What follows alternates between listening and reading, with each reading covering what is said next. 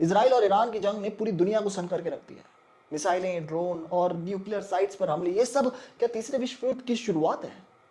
एक हफ्ता पहले इजराइल ने ईरान के न्यूक्लियर साइट्स पर हमला करा। वहां के इस हमले में टॉप कमांडर्स और साइंटिस्ट को निशाना बनाया गया, लेकिन ईरान ने पलटवार किया, और वो भी ऐसा कि इजराइल के शहर मिसाइलों की बारिश में डूब गए। नए हथियार, तेल की कीमतों में उछाल आने को है, और अमेरिका का इस सब के बीच में क्या वो छुपा हुआ दाव है? आज हम इस वीडियो के माध्यम से जानने की कोशिश करेंगे आखिर ये जंग कब रुकेगी और इसका भविष्य होगा तो होगा क्या। पिछले 7 दिन में इजराइल ने 400 से ज्यादा बैलिस्टिक मिसाइलें और सैकड़ों ड्रोन दागे हैं इजराइल पे। इजराइल का स्टॉक एक्सचेंज, माइक्रोसॉफ्ट ऑफिस और मोसाद के हेडक्वार्टर्स मलबे में तब्दील हो गए। वीर शेवा के सरोगा अस्पताल पर हमले से 50 लोग घायल हुए हैं, लेकिन यहाँ तक ईरान अभी रुका नहीं है।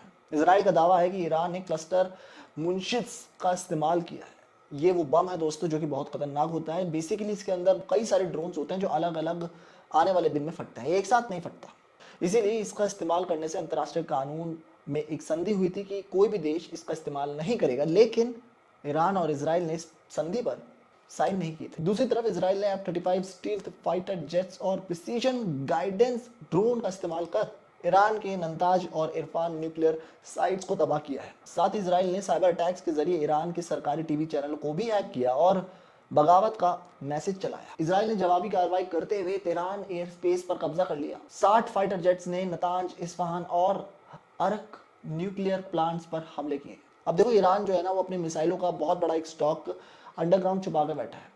और अगर आप बात करें इजराइल की, तो उसका जो एयर डोम सिस्टम है, जो डिफेंस सिस्टम है, वो अब धीमा पड़ता जा रहा है। पहले जहां वो 90% जो एक्यूरेसी थी फ्लाइट्स की, जो आते थे बम, उनको रोक सकता था, अब वो कम होती जा रही है हर गुजरते दिन के साथ। क्यों? क्योंकि एक स्ट्रैटेजी यहाँ पे फॉलो की जा रही है कि दुश्मन को थका थका कर मारो, वो उसे इतना थकाओ कि वो खुद ही सरेंडर कर दे। और शायद इजराइल के साथ यही हो रहा है। क्यों? क्योंकि जब आप किसी मिसाइल को रोकते हैं अपने एयर डिफेंस सिस्टम से, तो उसको रोकने के लिए भी आपको एक मिसाइल की जरूरत होती है। वो खुद से नहीं फूट जाता ऊपर, बम थोड़ी है कि ऊपर आके पटाखा फूट गया, नहीं ना। उसको रोकने के लिए भी आपको एक मिसाइल की जरूरत है। इसी वजह से इजराइल अब अमेरिका को कह रहा है, भाई छोटा भाई हूं मैं आपका, आ जाओ हमारे साथ मुकाबला करो। लेकिन अमेरिका भी कतरा रहा है। अब इस सब में फायदा किसका है? इजराइल का मकसद है कि ईरान को न्यूक्लियर बम बनाने से रोकना, लेकिन इस सबके पीछे खिलाड़ी कौन है पता है? अमेरिका। अमेरिका ने भले ही खुलकर जंग में हिस्सा नहीं लिया, लेकिन वो इजराइल को हथियार, सैटेलाइट डेटा और इंटेलिजेंस दे रहा। ट्रंप ने कहा है कि अगर ईरान ने हमें निशाना बनाया तो हमारी सेना पूरी ताकत से जवाब देगी। साथ ही वो ईरान को न्यूक्लियर डील करने का लालच दे रहे हैं, जिसमें ईरान को 2045 तक न्यूक्लियर प्रोग्राम अपना रोकना होगा। दूसरी तरफ रूस और चीन ने अमेरिका को चेतावनी दे डाली है कि अगर तुम इजराइल के साथ गए तो हम ईरान के साथ खड़े हो जाएंगे। तो एजेंट सिर्फ ईरान और इजराइल की नहीं है, इसके पीछे एक ग्लोबल पावर का खेल चल रहा है पूरा। अब इस सब के बीच में जो ट्रम्प G7 मीटिंग कर रहे थे, उसे छोड़कर व्हाइट हाउस में आए, इमरजेंसी मीटिंग बुलाई। वो कहते हैं कि हम 2 हफ्ते में फैसला लेंगे कि हमें एक्चुअल में कूदना भी है जंग में या नहीं कूदना। लेकिन पर्दे के पीछे अमेरिका पहले से ही इजराइल की मदद कर रहा है, सबको पता है। ट्रम्प का प्लान क्या है कि ईरान को इतना कमजोर कर दो कि वो खुद ही न्यूक्लियर डील साइन करने के लिए मजबूर हो जाए। सीधी सी बात ये है। और अगर वो ऐसा करता है तो 2045 तक वो न्यूक्लियर बम नहीं बना सकता, जिसमें यूरेनियम एनरिचमेंट और बैलिस्टिक मिसाइल प्रोग्राम बंद हो जाएंगे। लेकिन अगर ईरान नहीं माना तो अमेरिका अपना B-2 स्टील्थ बॉम्बर से ईरान के फोर्डो न्यूक्लियर साइट्स पर हमला कर सकता है।